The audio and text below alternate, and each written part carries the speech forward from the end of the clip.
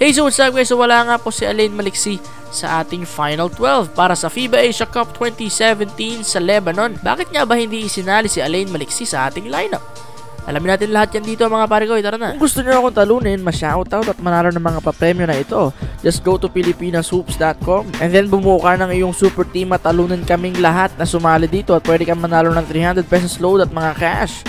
At pagkatapos mong isubmit, like yung kanilang page para malaman mo kung sino ang nanalo at iba pang mga updates. So ayun nga mga pare ko, nagsalita na nga po si Coach Chot Reyes kung bakit wala daw po si Alain Maliksi sa ating Final 12. Sinabi nga ni Coach Chot Reyes na kailangan daw nilang pumili between Giovanni Halalon and Alain Maliksi dahil nga parehas po silang produkto ng Star. At ayun, naisip po nila na mas kailangan nila si Giovanni dahil nga po dumating na si Gabe Norwood sa ating Final 12. Magkasing laki halos si Maliksi at Gabe Norwood at di hamak na mas magaling dumipensa si Gabe Norwood. Kaya nga mas pinili nila ang isang defender para sa isang shooter. May depensa naman to si Alain Maliksi pero syempre mas veterano nga naman yung isang Gabe Norwood. At marami pa namang mga shooters ang natira para sa ating Gilas Pilipinas. Pinangungunahan niya yan ni Matthew Wright, ang ating legit shooter. At ayun, sana nga sa mga susunod na competitions makasali ulit si Alain Maliksi sa ating lineup dahil shooter talaga to. Nangihinaya nga si Coach Chot dahil kailangan niyang pumili sa dalawa. Pero para sa akin okay lang naman yung desisyon na iyan dahil nga kailangan talaga natin ng isang defender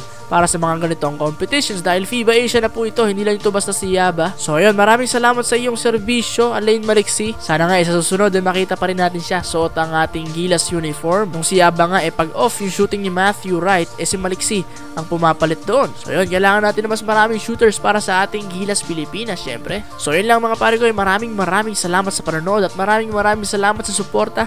20,000 subscribers, maraming salamat sa inyo. At i-like nyo nga yung video kung tingin nyo tama lang na pinalitan ni Gabe Norwood si Alain Maliksi. Dislike naman kung tingin nyo kailangan natin ng mas maraming shooters para sa ating Gilas Pilipinas. So ayun lang mga pare ko, like or dislike.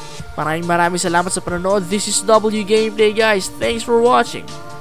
Bye bye.